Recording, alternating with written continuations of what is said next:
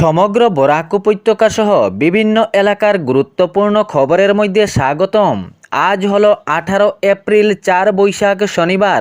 আজকের প্রথম খবরটি হলো ধাক্কা খেল মোদী সরকার, লোকসভায় পাশ হল না মহিলা সংরক্ষণ ও আসন বৃদ্ধি বিল। সংসদের বিশেষ অধিবেশনে বড়সড় ধাক্কা খেল কেন্দ্র। প্রবল বিতর্কের পর লোকসভায় বুটাবুটিতে পাশ হতে অক্ষম তথা ব্যর্থ হল 131তম সংবিধান ও সংশোধনী বিল, যা নারী শক্তি সংরক্ষণ ও আসন বৃদ্ধির জন্য বিল পেশ করা হয়েছিল। আসন বৃদ্ধি এবং মহিলা সংরক্ষণকে একই বিলে জুড়ে দেওয়ার সরকারি কৌশলের বিরোধিতায় একজোট হয়ে রুখে দাঁড়ালো বিরোধী জোট ইন্ডিয়া। এই আসন বৃদ্ধি ও মহিলা সংরক্ষণের বিলের সপক্ষে পড়েছে 298টি ভোট এবং বিলের বিপক্ষে পড়েছে 230টি ভোট। সর্বমোট 528 সাংসদ ভোটদানে অংশগ্রহণ করেছিলেন। কেন্দ্রীয় আইনমন্ত্রী অর্জুন রাম মেঘওয়ালের পেশ করা পাশ হল না লোকসভায় মহিলা সংরক্ষণ এবং আসন বৃদ্ধির বিল। সংসদের বিশেষ অধিবেশনে বড়সড় ধাক্কা খেল কেন্দ্র। প্রবল বিতর্কের পর লোকসভায় বুটাবুটিতে পাশ হতে অক্ষম তথা ব্যর্থ হল 131তম সংবিধান সংশোধনী বিল। এই বিলের বিরোধিতায় একজোট হয়ে দাঁড়ালো বিরোধী জোট ইন্ডিয়া।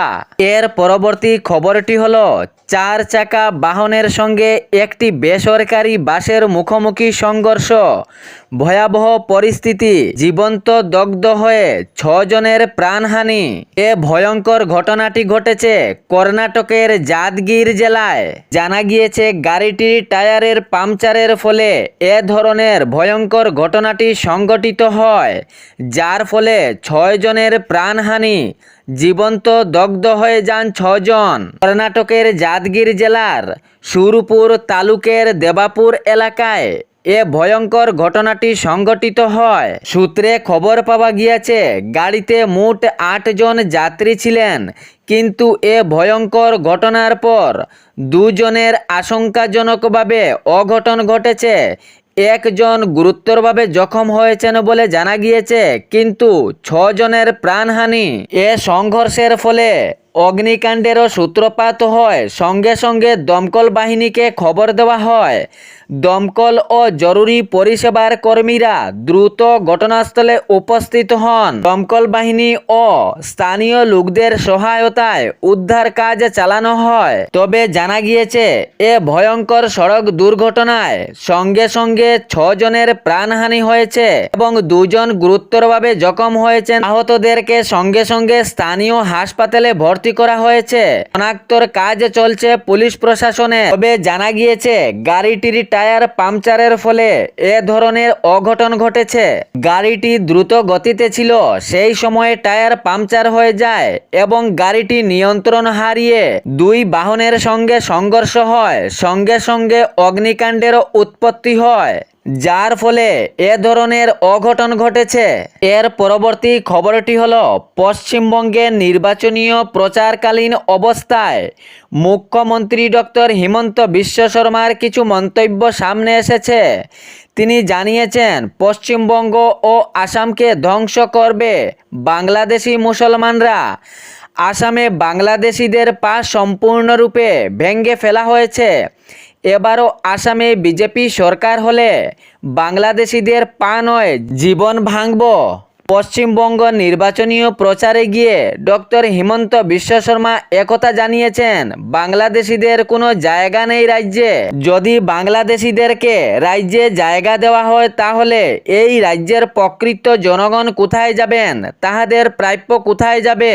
যাহারা রাজ্যের প্রকৃত জনগণ রয়েছেন তাহারা সরকারি প্রকল্প সহ সরকারি চাকরি পাবেন, কিন্তু বাংলাদেশিদের আসার পর তাহাদের জায়গা অল্প হয়ে যাবে। তাই বাংলাদেশিদের এ রাজ্যে কোনো জায়গা নেই, তাহাদেরকে এখান হতে তাড়াতে হবে, এভাবে মন্তব্য করলেন অসমের মুখ্যমন্ত্রী ডক্টর হিমন্ত বিশ্ব শর্মা। এ প্রসঙ্গে উনার বক্তব্য টেনে এটিও জানিয়েছেন, পশ্চিমবঙ্গে বাবরি মসজিদ বানানোর স্বপ্ন চলছে, কিন্তু আসামে এ ধরনের স্বপ্ন কেউ করতে পারবে না। প্রসঙ্গে তিনি আরও জানিয়েছেন, যদি বাংলাদেশিকে রাজ্যে জায়গা দেওয়া হয় তাহলে রাজ্যের প্রকৃত জনগণের খুবই অসুবিধা হবে, তাহারা খুবই অসুবিধার মধ্যে পড়বেন ভবিষ্যতে। তাই খুবই জরুরি রাজ্য থেকে বাংলাদেশিদেরকে তাড়ানোর ব্যবস্থা করা। মমতা সরকারের বিরুদ্ধে ক্ষোভ প্রকাশ করলেন অসমের মুখ্যমন্ত্রী ডক্টর হিমন্ত বিশ্ব শর্মা।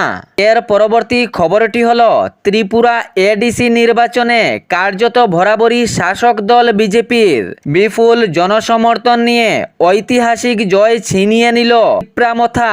মোট 28টি আসনের মধ্যে 24টি আসনে জয়ী ত্রিপুরামথা।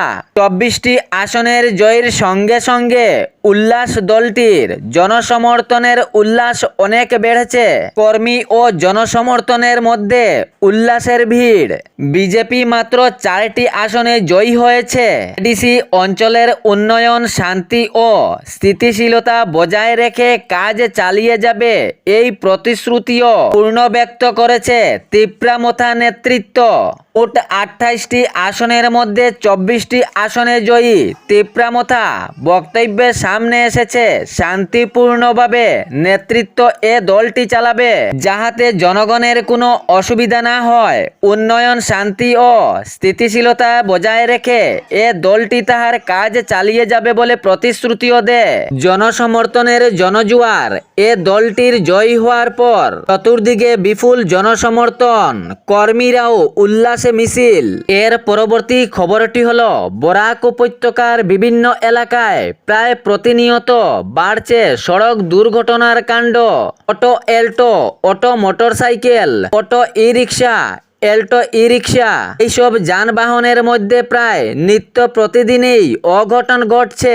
সড়ক দুর্ঘটনায় আহত নিহত হচ্ছেন অনেকজন। ইহাতে অনেকজনের স্বপ্ন ভাঙচুর হচ্ছে, অনেক মায়ের কুলো খালি হচ্ছে। সচেতন সমাজ এ নিয়ে প্রশ্ন তুলেছে। সামাজিক মাধ্যমে এ বিষয়ে ছড়িয়ে পড়েছে বার্তা। এ বিষয়ে সচেতন মহল প্রশাসনের দৃষ্টি আকর্ষণের বারবার দাবি জানাচ্ছে। প্রতিনিয়ত প্রায় বরাক উপত্যকার বিভিন্ন এলাকায় সড়ক দুর্ঘটনায় অনেক মায়ের কুলো খালি হচ্ছে। তাই এই সচেতন মহল বারবার প্রশাসনের দৃষ্টি আকর্ষণ করছে। এর পরবর্তী খবরটি হলো, কাছাড় পুলিশের বিরাট সাফল্য। মাদক বিরোধী অভিযানে শিলচরের মাদক পাচার রুখতে প্রশাসনের গুরুত্বর অভিযান। হেরোইন সহ 2 যুবককে আটক করেছে পুলিশ বাহিনী। গোপন সূত্রের ভিত্তিতে শিলচর পুলিশ বাহিনী এক বিশেষ অভিযান চালায়। জানা গিয়েছে, রামনগর বাইপাস এলাকায় এই অভিযান চালানো হয়। এই অভিযানে মণিপুরের চূড়াচাঁদপুর থেকে শিলচরের দিকে আসা একটি ইকোভ্যান আটক করা হয় এবং ইহাতে জোরদারভাবে তল্লাশি চালানো হয়। তল্লাশির পর বিপুল পরিমাণে হেরোইন উদ্ধার করে এবং সঙ্গে সঙ্গে 2 জনকে আটক করে কাছাড় পুলিশ বাহিনী। জানা গিয়েছে, তাংবই এবং টংসাট এই 2 পাচারকারী যুবক। এ বিষয়ে আরও কোনো তদন্ত পাওয়া যাচ্ছে কিনা এ খতিয়ে দেখার চেষ্টা চালিয়েছেন শিলচর পুলিশ। ছিল বরাক উপত্যকা সহ বিভিন্ন এলাকার গুরুত্বপূর্ণ খবর। এরকম নিত্য নতুন খবর পাওয়ার জন্য চ্যানেলটি সাবস্ক্রাইব করে রাখবেন এবং ভিডিওটি লাইক করে শেয়ার করতে ভুলবেন না, যাতে সঠিক সংবাদগুলো অন্যজনের কাছে পৌঁছায়। ধন্যবাদ।